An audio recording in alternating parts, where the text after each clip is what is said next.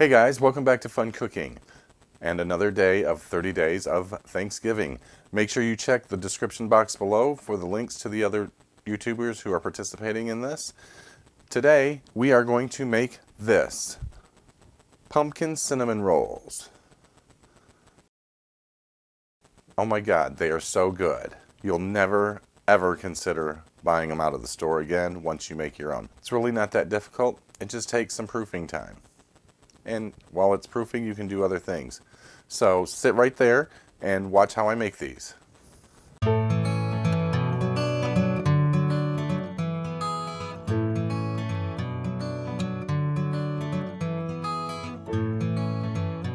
Okay guys, so the ingredients we are going to need for this will be hot water, yeast, sugar, pumpkin puree, half and half, salt, butter, vanilla, pumpkin pie spice, an egg, and sugar.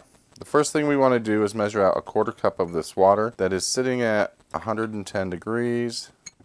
And we are going to add the sugar to it and the yeast. And whisk this up a little bit. And we're just going to set this to the side and let it proof. Next, we're going to take the pumpkin puree and add it to our mixing bowl. The cream, the salt, butter, vanilla, pumpkin pie spice, the egg, and the rest of the sugar. And we are going to attach our beater. And we're going to give this a little quick blend. Smells amazing. Now we're going to add in about 1.5 cups of our flour. And of course we're going to throw some on the counter. That's kind of required. We're going to give it another beating because it's been bad. Oh, so bad. Okay, that looks good. And as you can see here, our yeast is foaming up, so we know it's going to work. We're going to go ahead and add that into the mixture.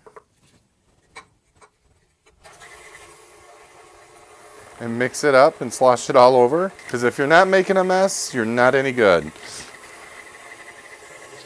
Okay, all I'm doing now is lowering the bowl to help clean off the paddle. We're going to take this and, like before, scrape it down. You guys want to lick the beater? It smells really good.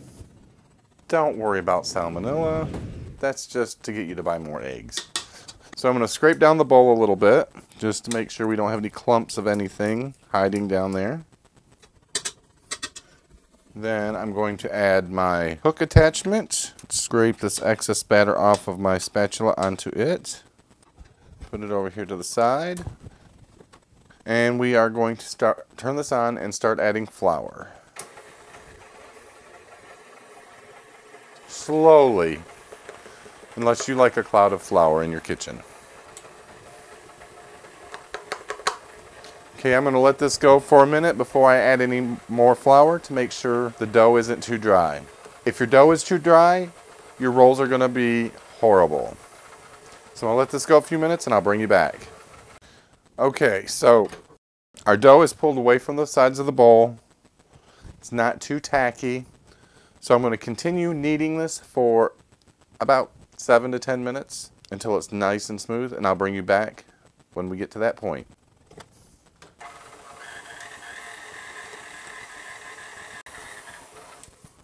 Okay, our dough has been mixing for about 9 minutes. It looks really good. I'm going to go ahead and pull it out of the stand mixer. And I'm going to scrape the dough off the hook. Now I'm going to turn it out onto the counter. I'm going to get all this excess dough out of the bottom of my bowl so that I can add some vegetable oil. And I want to coat the bottom. Then we're going to pick up our dough and we're going to bring it to a ball. It is slightly tacky, but that's fine. And we're going to throw it in the bowl and flip it over. And spin it again. So we want to get oil on all sides so the dough doesn't dry out. Then we're going to wipe the oil off our hands and cover the bowl with a baggie. Now I'm going to put this in a draft-free place until it doubles in size, which will be inside of my dehydrator, which I have warmed, but I'm not going to run it. My particular dehydrator, the lowest setting is warmer than I would like, and I'm afraid it will kill the yeast. So we're going to let that rise for about 45 minutes to an hour, and I'll bring you back then. Yeah. Okay guys, so for the filling of our pumpkin cinnamon rolls, we are going to need some brown sugar, some granulated sugar, some pumpkin pie spice. And we're going to take a whisk and mix this all together. My brown sugar's been sitting a little while, so it's kind of stiff, but that's all right. We're just going to blend all of this together. If you have any lumps, you can just break them up with your hands, because lumps won't do us any good. They'll make a mess. Make your rolls inconsistent. So that looks pretty good. So we're going to set this aside, clean up our mess, and I'll bring you right back for the next step. So our dough has risen. I am going to pull it out onto this parchment paper that I've dusted with flour, just because it's going to make it easier in the long run. And I'm going to shape it into a rectangle, trying to keep the edges in line with each other. It'll just make it easier in the end. And I'm going to give it a very light dusting of flour. And then I'm going to flour my rolling pin. And I'm going to roll this out. And I want to roll this down to between 1/8 and 1/4 inch. Remember, trying to keep it in as much of a rectangle as possible. We're kind of losing the shape right here. So I'm going to bring this back and roll it down this way and down this way.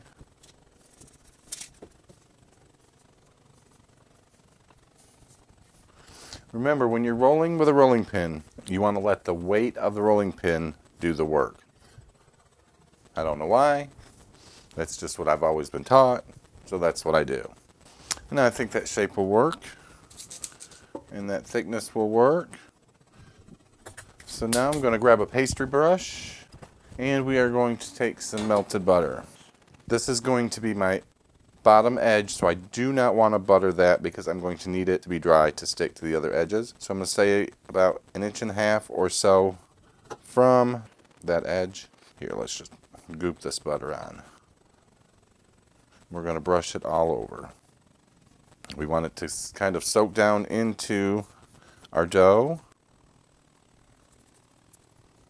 And we want to bring the butter all the way to all of the other edges. Does that make sense? We want to bring the butter all the way to all of the other edges. And we just want to slather it on nice and thick, because our sugar mixture will be absorbing it as well. Okay, I think that's good for right now. And we will take our sugar mixture and just kind of sprinkle it down. We'll sprinkle it down wherever there's butter. We want to try and keep this back edge free so it won't have any problem sticking to itself. Okay, now I'm just going to pat this in. Try and make it an even coating. Push it down in there. Take this little bit that has fallen off the edge. Sprinkle in these bare spots. I think that looks pretty good.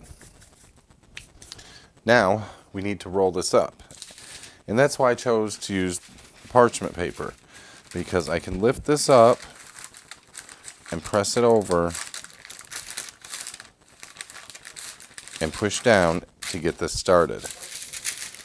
And then I can just keep folding it over to help me pull that dough up. And there we've got a nice good start, and we're just going to evenly roll this up as best as possible.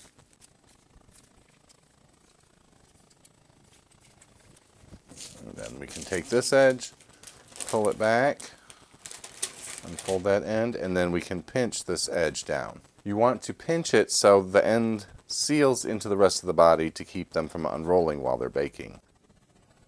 I'm just going to flatten it down and then just roll it on over, forming it.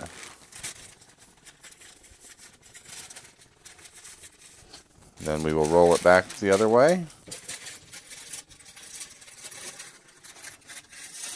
And I'm going to just roll it right up into this parchment paper, making sure to keep the roll as even as possible.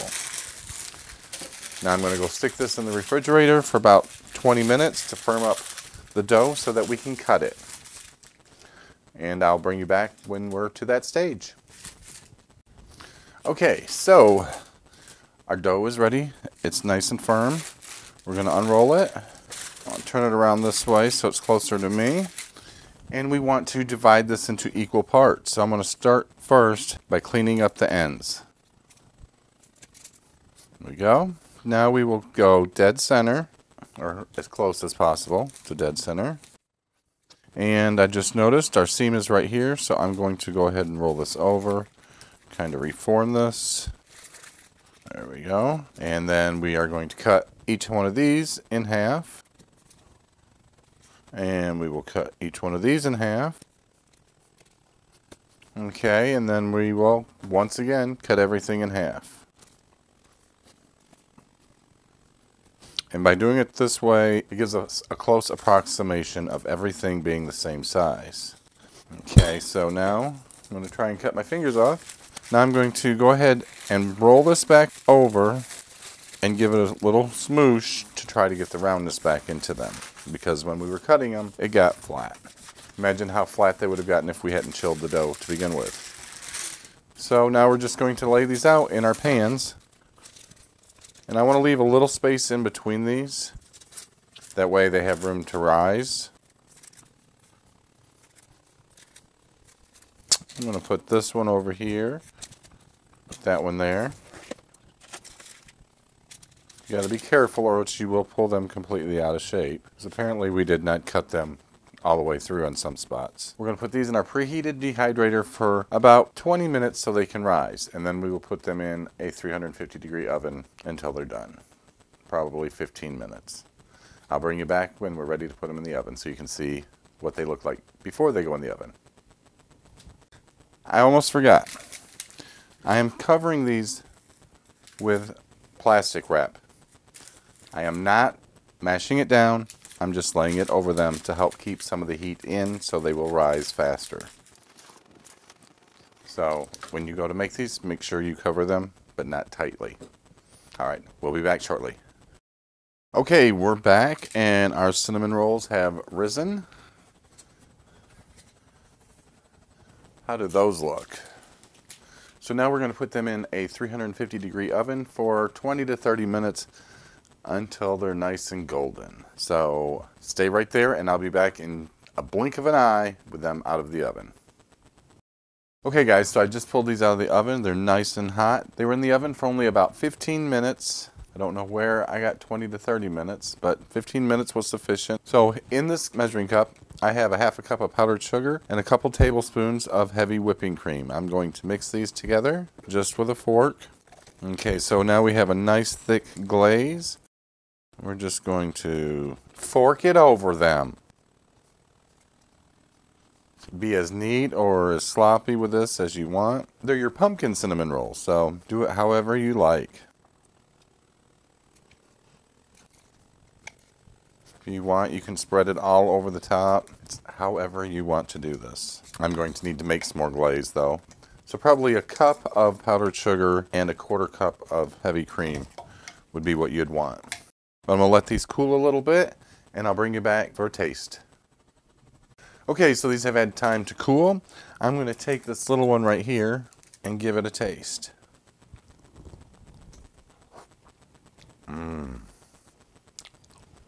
Oh my goodness. It's still warm. You see how lovely it looks on the inside? I was supposed to take these to work tomorrow. I don't think they're getting any. Sorry, Jada. Sorry, Hannah. Sorry, Kian. Sorry, Shantae. These are mine. You can't have any. Sorry, I had to get that icing that was running down my hand. Once they cool, the icing will firm up a little bit and they'll be perfect. I just couldn't wait any longer. So, oh, I forgot to tell you 2 things. I forgot to add vanilla to the icing. So the next time around, I added vanilla. Also, I have put pumpkin seeds on there. Since pumpkin seeds, it all goes together. So, really think you guys should try these if you have time. Much better than those store-bought ones or the ones you bake from the can. Besides, do they even make them with pumpkin? Maybe. I don't know. So anyways, make sure you check out the others down below in the description box. Check out their channels. Give them a like. Give them a subscribe. Give me a like. Give me a subscribe. So, what will we be making tomorrow? I'm not telling. You'll have to come back and see. So, I'll see you then. Hey guys, welcome back to Fun Cooking. I forgot where I was going. And I've only said this line 22 times. Or was it 275? I can't remember.